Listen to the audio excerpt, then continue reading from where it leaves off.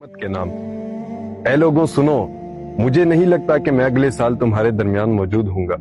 میری باتوں کو غور سے سنو اور انہیں ان لوگوں تک پہنچاؤ جو یہاں تک نہیں پہنچ سکے۔ اے لوگوں کسی کو تنگ مت کرو اور نہ ہی کسی کا نقصان کرو تاکہ تم بھی محفوظ رہو۔ اے لوگوں یاد رہے کہ تم نے اللہ سے ملنا ہے اور اللہ نے تمہارے اعمال کا تم سے سوال کرنا ہے۔ اللہ تعالیٰ نے سود کو ختم کر دیا، لہٰذا آج سے تم بھی سارا سود ختم کر دو۔ اے لوگوں عورتیں تم پر حق رکھتی ہیں اور تم عورتوں پر حق رکھتے ہو۔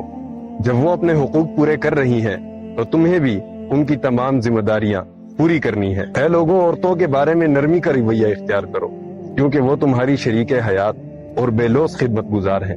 رسول خدا نے فرمایا وَلَا تَقْرَبُوا الزِّنَا، اور اے لوگوں زنا کے قریب بھی مت جانا۔ اے لوگوں میری بات غور سے سنو، صرف اللہ کی عبادت کرو، 5 فرض نمازیں پوری کرو، رمضان کے روزے رکھو اور زکوٰۃ ادا کرتے رہو، اور استطاعت ہو تو حج ادا کرو۔ اے لوگوں یاد رکھنا اللہ کی نظر میں تم سب برابر ہو۔ مسلمان کا بھائی ہے، نہ عربی کو اجمی پر، نہ اجمی کو عربی پر، نہ گورے کو کالے پر، نہ ہی کالے کو گورے پر کوئی برتری حاصل ہے۔ برتری صرف تقوی کی بنیاد پر ہے۔ یاد رکھو تم نے اپنے اعمال کی جواب دہی کے لیے اللہ کے سامنے حاضر ہونا ہے۔ خبردار رہو، میرے بعد گمراہ مت ہو جانا۔ میں تمہارے لیے 2 چیزیں چھوڑ کر جا رہا ہوں، ایک قرآن اور دوسرا میرے اہل بیت۔ اگر تم نے ان کی پیروی کی تو کبھی گمراہ نہیں ہوگے۔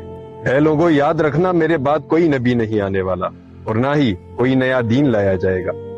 میری باتوں کو خوب اچھی طرح سمجھ لو۔ سنو، تم لوگ جو موجود ہو اس بات کو اگلے لوگوں تک پہنچانا اور وہ اس بات کو آگے لوگوں تک پہنچائیں، اور یہ ممکن ہے کہ بعد والے میری بات کو پہلے والوں سے زیادہ بہتر طریقے سے سمجھ کر عمل کر سکیں۔ اس کے بعد حضور پر نور صلی اللہ علیہ وسلم نے اپنا چہرہ انور آسمان کی جانب اٹھایا اور فرمایا کہ اے اللہ گواہ رہنا کہ میں نے تیرا پیغام تیرے بندوں تک پہنچا دیا۔ میں مغیث احمد خان کی جس نے چھوٹی سی کوشش کی اس پیغام کو آپ تک پہنچانے کی، اب آگے آپ کی ذمہ داری ہے کہ اس پیغام کو مزید لوگوں تک پہنچائیں۔ وما علینا الا البلاغ المبین۔